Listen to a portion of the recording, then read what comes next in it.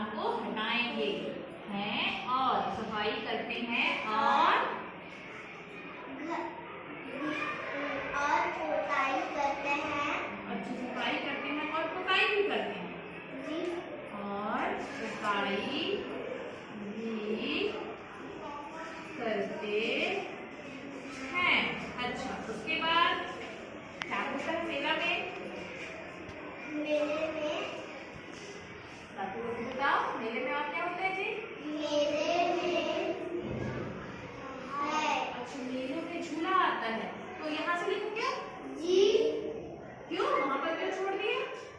क्योंकि पूर्णविराम के बाद और नहीं लिखते हैं। गलत बात, गलत बात तो और लिख सकते हैं।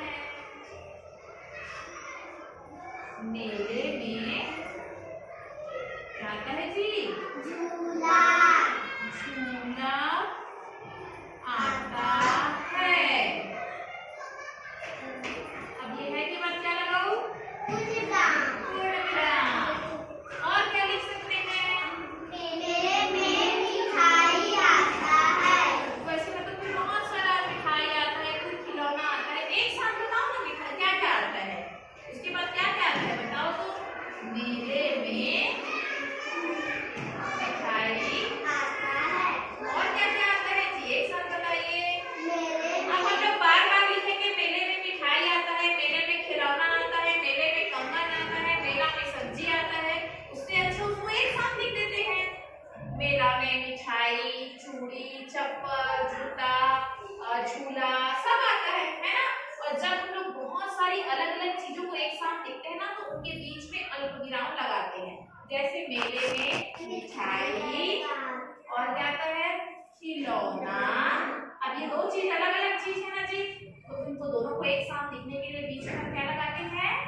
अल्पविराम। अब फिर खिलौने के बाद फिर अल्पविराम। मिठाई आती है, खिलौने आते हैं और क्या आता है जी? अच्छा, कंगन, चूड़ियां आती हैं, फिर और चप्पल जूता आते हैं। कंगन भी आता है और क्या आता है उमेश? जूता चप्पल भी आता है और क्या आता है उमेश? उमेश क्या आता है बेटा? जूता चप्पल आता है और कपड़ा भी आता है और क्या आता है?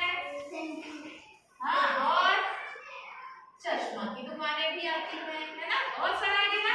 अब जो कि बहुत सारा चीजों का नाम, अलग अलग चीजों का नाम है। बेल्ट। अच्छा, बेल्ट भी लिख देते हैं। बेल्ट। अब ये बेल्ट आता है कि बेल्ट का दुकान आता है जी? दुकान आता है। तो बेल्ट